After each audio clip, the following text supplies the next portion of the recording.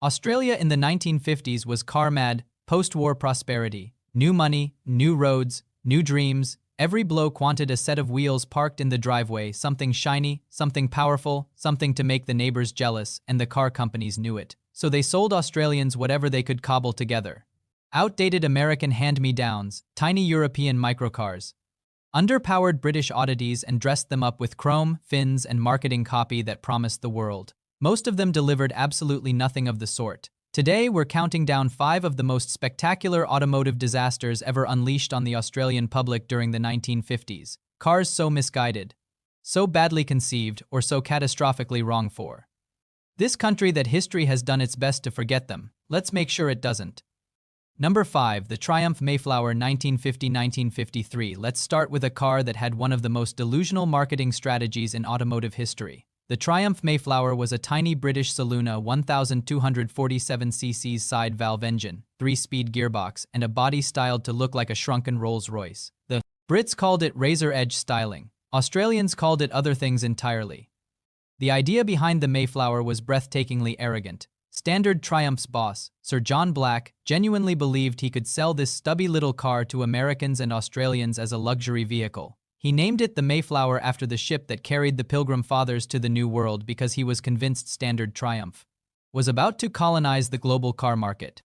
The numbers told a very different story. When the motoring press tested the Mayflower in 1950, they recorded a top speed of just 62.9 miles per hour. 0 to 50 miles per hour took over 26 seconds. For context, a bicycle rider going downhill would give you a serious fright.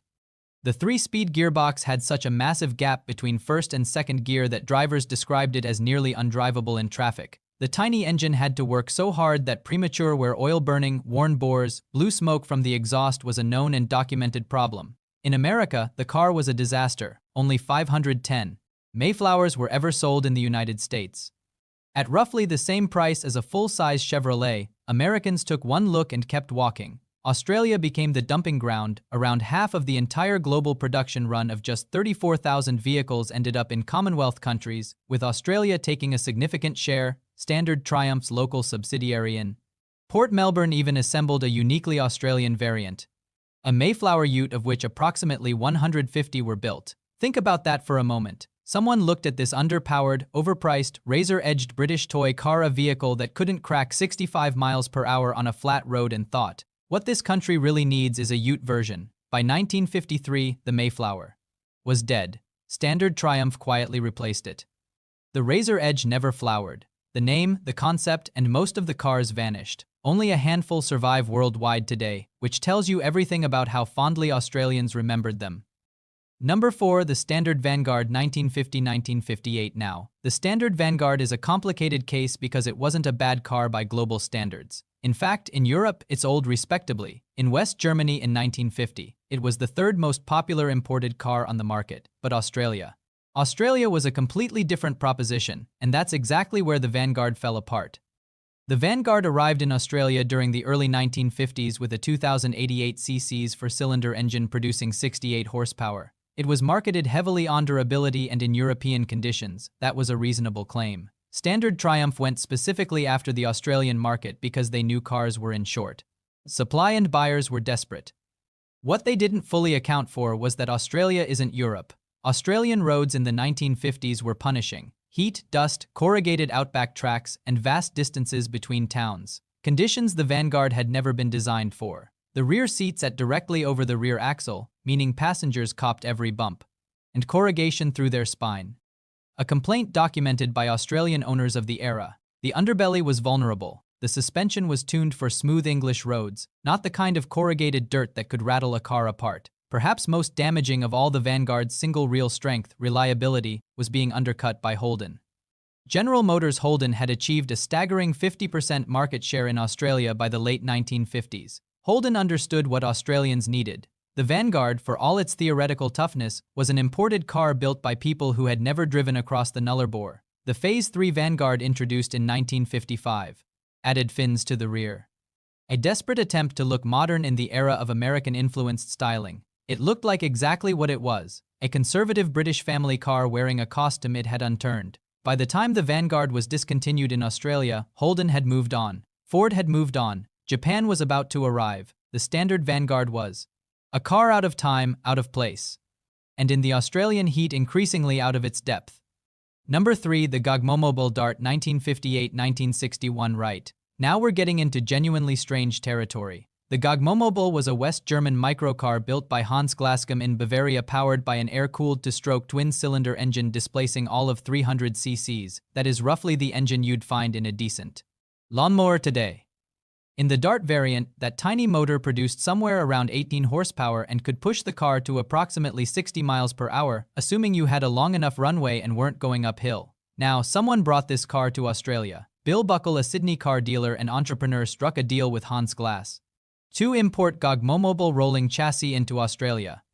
He would then fit them with locally designed and built fiberglass bodies and sell the result as an Australian sports car. Between 1958 and 1961, Buckle Motors produced approximately 700 Gogmomobile Darts from their facility on Sydney's northern beaches. The Dart had no doors, not as a styling choice, just no doors. Riders climbed over the side, dropped into the seat, and hoped for the best.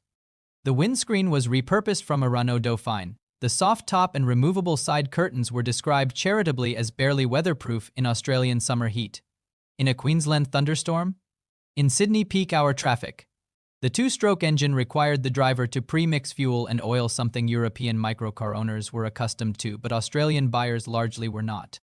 Parts were difficult to source. Servicing required specialist knowledge that most mechanics in 1950s Australia simply didn't have. And yet, and this is the remarkable part, the Dart attracted genuine enthusiasm when it was new. It was unusual, it was lightweight at just 345 kilograms, and it was unlike anything else on Australian roads. Rave reviews appeared in period magazines. But enthusiasm doesn't keep the engine running. By 1961, production had ceased. Today, it's thought that perhaps only 52-100 Darts survive, making them genuinely rare and collectible. The Gogmomobile brand only re-entered Australian consciousness in the 1990s through a famous Yellow Pages television advertisement where a man spells out GOGGO to a confused mechanic. That ad tells you everything about how easy these cars were to service.